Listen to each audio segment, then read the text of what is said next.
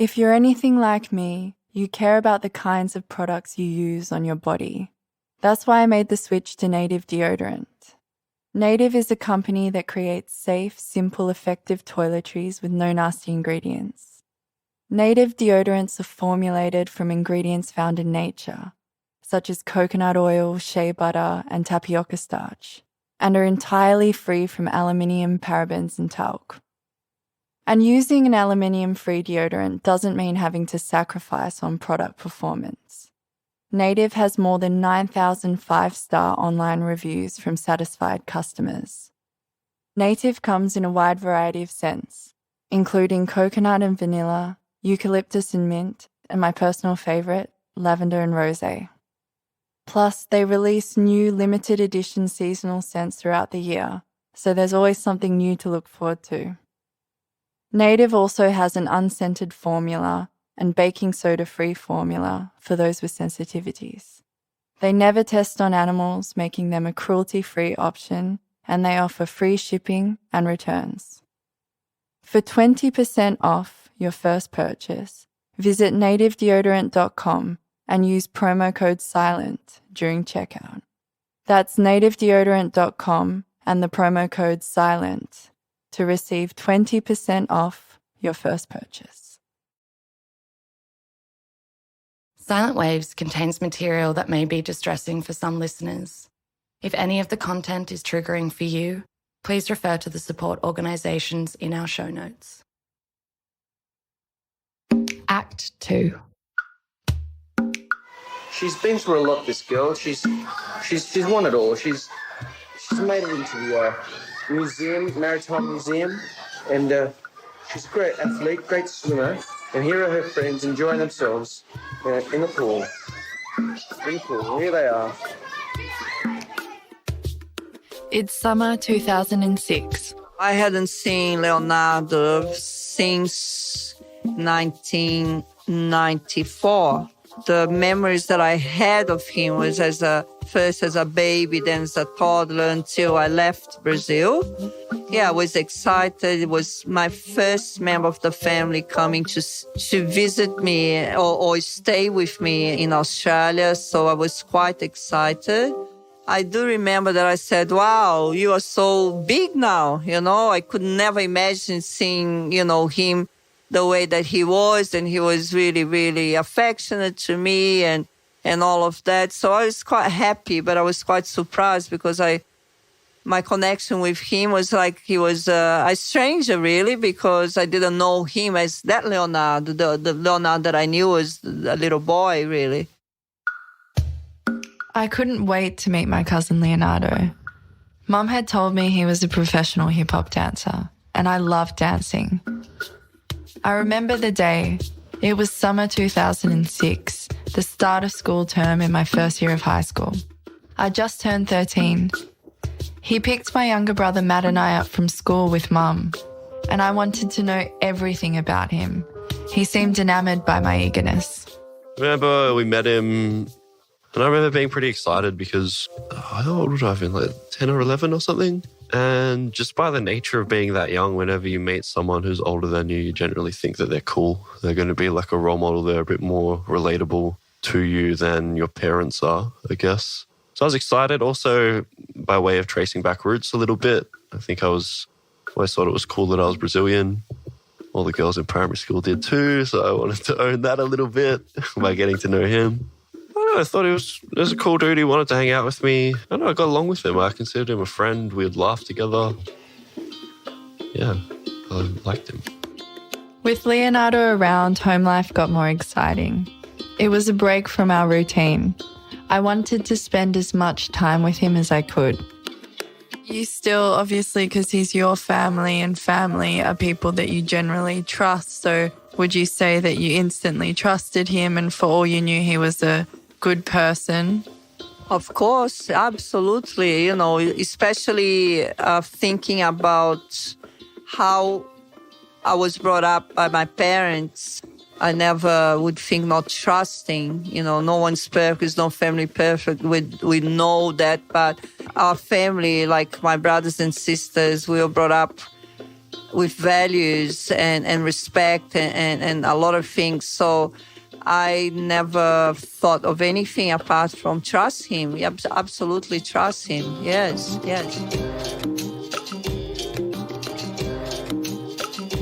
My name is Raquel O'Brien, and this is Silent Waves.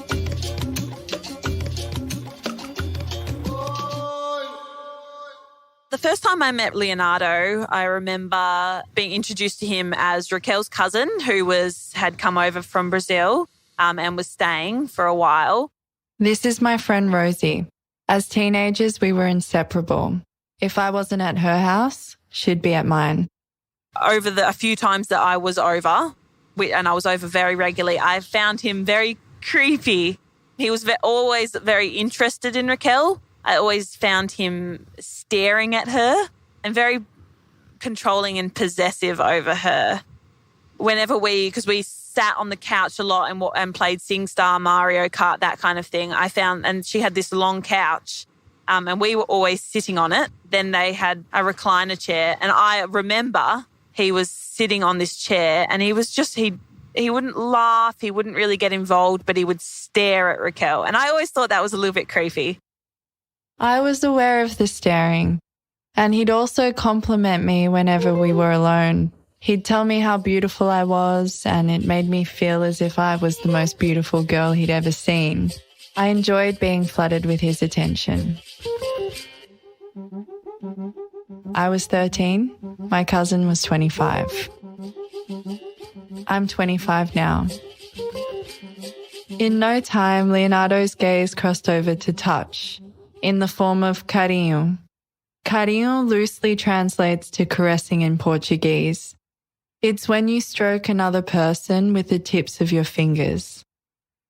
Oh, carinho is like one of my favorite things about Brazilian culture. It is what Mum used to do when we were younger. It's pretty much like caressing. Carinho is like a very, I don't know, it's weird. It's very non-sexual by way of children, but then it can be taken sexually as you mature, I guess, but it's very much just like intention-based. Just the hug and a kiss can be sexual and non-sexual. Carinho is like my heroine. Like, I love it.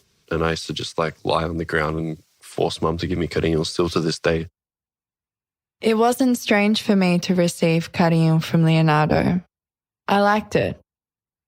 Looking back now, it was strange because he only gave it to me.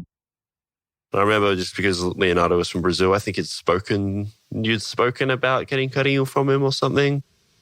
And I asked him for carinho and he was like, oh no, guys don't give other guys carinho kind of thing.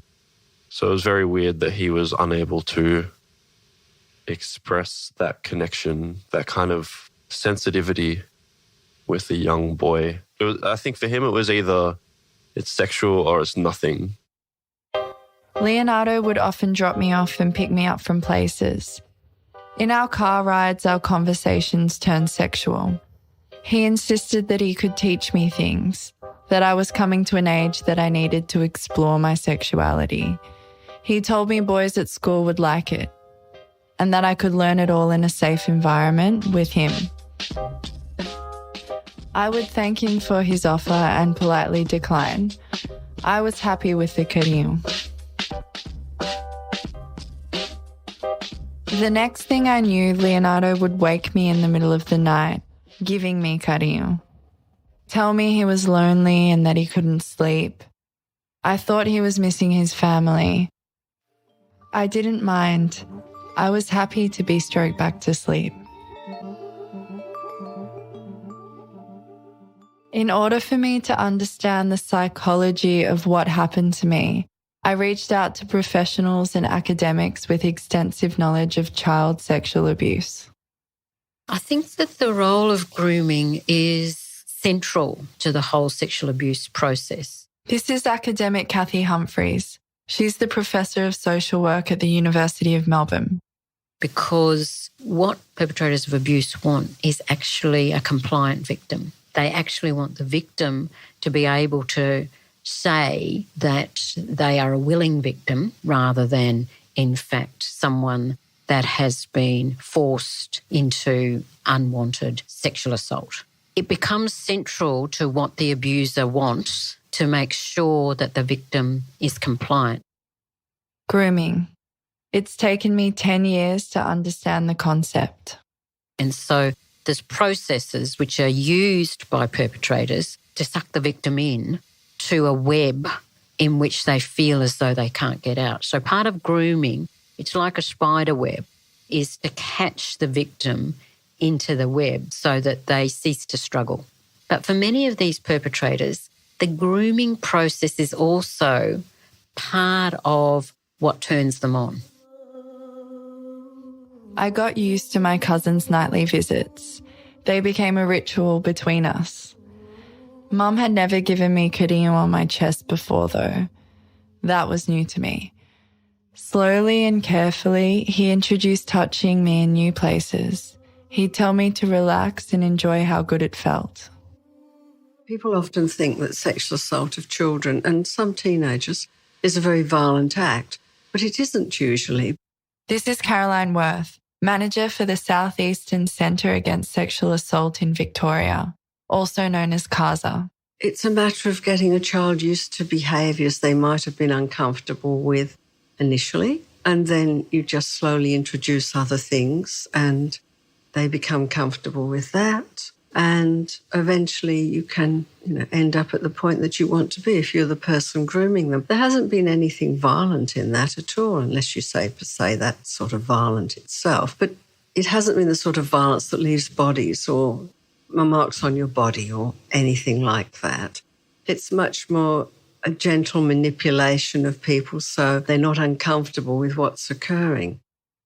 Because I froze and didn't fight back, I carried the weight of responsibility with me. To put the responsibility on the child to protect themselves or for a child to say no, it just shows extraordinary ignorance. This is renowned Victorian lawyer Dr. Judy Corton. She works extensively with victims of institutional child abuse. If a person is vulnerable, regardless of their age, and there is a power discrepancy or, a significant power discrepancy between an offender and a victim, we cannot expect that the vulnerable person is going to be able to protect themselves. It's the nature of the beast. They are so clever, they will hone in on only the vulnerable, and that's what makes an offender. I started to feel very confused. On one hand, it didn't feel right, but on the other, I had someone older assuring me that what was happening was harmless, normal behaviour. Anytime I voiced concern, he'd say, "But it feels good, right?" It did. All I knew is whatever we were doing together. It was part of our special bond. Here's Caroline Worth again.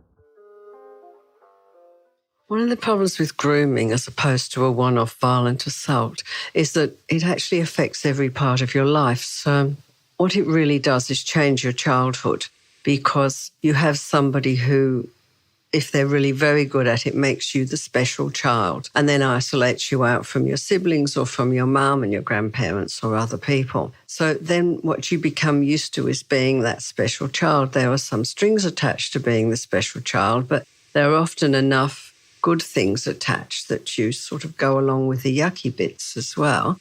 So you end up, when someone's older, them feeling they were complicit in it. Leonardo arrived in January 2006. In March, my mum's family in Brazil called. So I got a phone call from my sister to say that my mom was very ill and she was in intensive care. I hadn't been to Brazil for 9 years at that time, so I decided that I had to go, because if my mom died, I would never forgive myself. So I went to Brazil. I remember it was around that time that Leonardo started luring me into his bedroom. He'd put me in his double bed. He was more comfortable there. In his room, he pushed the boundaries further. He started asking me to do things to him so he could teach me how to do it right. I'd resist and he'd persist. Then he'd wake me up before sunrise so I could go back to my own room. A few hours later, I'd get up for school. Then there was a slip. Matt was there. I remember waking up. It probably would have been around sometime in the early morning, I guess, past midnight, I would say. I woke up, I was half awake, and I saw Leonardo leading you into the room, and you were half asleep as well. You were at my level. I was literally up for 10 seconds maximum. Saw it happen, thought it wasn't a big deal, went back to sleep. Even in our sleeping state, we locked eyes. I was petrified. I didn't want Matt to dob on me. And if he did, what would my dad think of me then? That morning, Leonardo forgot to wake me up. My dad burst through the door, demanding answers. Leonardo jumped in, gave his alibi. She was crying. She missed her mum, and she came to me for comfort. It worked. During the nights with Leonardo, I would imagine I was floating above my body, in the clouds. That way I could pretend that what was happening wasn't happening to me. I spoke to Graham Taylor, a specialised trauma psychologist, who says that this is a common coping mechanism. If trauma occurs at an early age, when a child is quite helpless, one of the things that can often happen is that the brain's own protective mechanism kicks in, and in extremes, a person can, we use the term dissociate, to put that memory out of awareness. It's not that it's not there, and it can be reactivated, of course, by current events, but the person may not have a clear recollection later of earlier things. While I didn't know the term at the time, this was when I began to disassociate, block things out. But within weeks of the incident in Leonardo's room, there was another slip. Matt explains. Ever since I was young, I was computer savvy. Okay. I would watch porn. I would know how to delete my browser history because I didn't want people knowing that I watched porn. Okay. So I knew exactly where the files were. I went into the deleted or half downloaded areas and I was like, there's pedophilia. And I was like, I didn't realize at the time that the philia at the end was still, I was like, that sounds really like pedophile. I didn't know pedophilia was the noun. I was like, oh, what the fuck is this shit? And I opened it and it was like a webcam shot of looking straight ahead at a bed in a really barren room. I just skipped through it, but it was definitely a younger bodied female, 12 to 16, I would say. But for me, that didn't look as weird because I was that age. I was like, oh, that's what girls look like. So I couldn't pinpoint exactly, but just riding on top of some dude. Straight away I turned it off because I was like, whoa, what the fuck is that? And then I just called Dad. I was like, you have to have a look at this. And I was like, I just found this on the computer. It's not me, because if it was me, I wouldn't show you. And at the time, I think there were some suspicions because Leonardo used to go into your room a little bit. So there were some suspicions there. I showed Dad, and Dad was just like, what the fuck, where's Raquel? And make sure Raquel's safe, blah, blah, blah, blah. Dad brought it up in the car on the way to school. He said, Raquel, has Leonardo molested you? One of those look into my eyes and tell me kind of situations, but through a rearview mirror. His approach probably came more from anger, I would say, than empathy. I think he was more concerned about the direct issue than your well-being, so therefore approached it in a manner that was more about confronting Leonardo than understanding your perspective. And do you remember my response at all in the car? To me, it was convincingly no. My dad's reaction showed me that what was happening was wrong. I thought I was to blame. Now I know a child can never give consent. Dad didn't want to act until Mum got back because he thought that it would look bad if he made accusations without running it by Mum first. Interesting. Because it's her family and he doesn't want to intrude on her family. I wanted to know what my dad had told my mum. He told him that he had found child pornography and he questioned Leonardo about, and he denied and saying that he actually was a virus that he got. If he thought that something was happening in terms of molestation between Leonardo and you, that he should have acted upon straight away, because first he was a lawyer. He is quite knowledgeable about the criminal part of the child pornography. And also, well, you or his daughter, and he should have had not wait for me. He should have acted straight away. It's clear to me now that a duty of care was not met. A crime went unreported. And as my mum said, my dad was a lawyer. How could he turn a blind eye? The atmosphere at home got tense. My dad was intentionally making Leonardo stay uncomfortable. I thought he must have known. It got so bad that Leonardo moved out within a month. Mum got back soon after. She'd been gone for 3 months. Home life resumed to normal.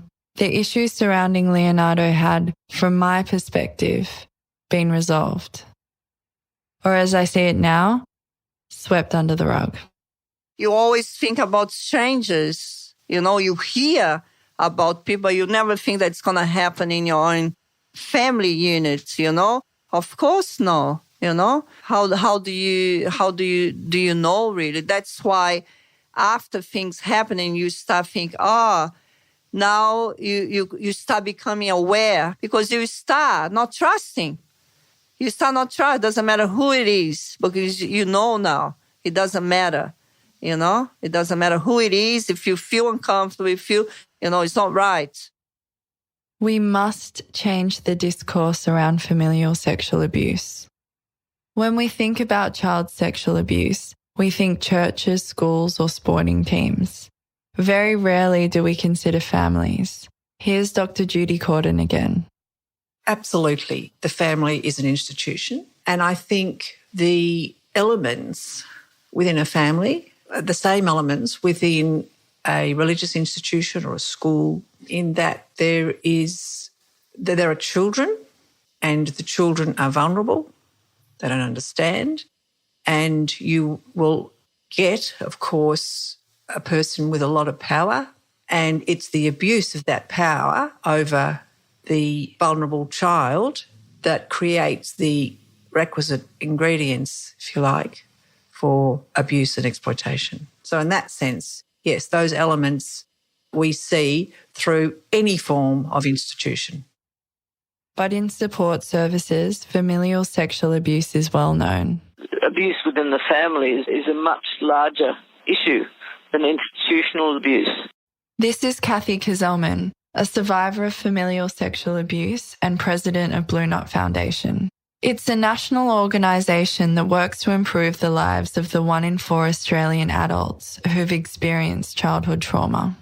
And it's often been seen as sacrosanct, you know, what happens within the family, and family secrets belong to the family. I mean, that needs to be exploded, and, you know, we need to start to break down the bastions of secrecy and understand that if we believe a child is being harmed or at risk of harm, that we speak up, that, you know, family business is not secret. And we need to start to encourage having conversations in our society within families or friends or workplaces about abuse and violence.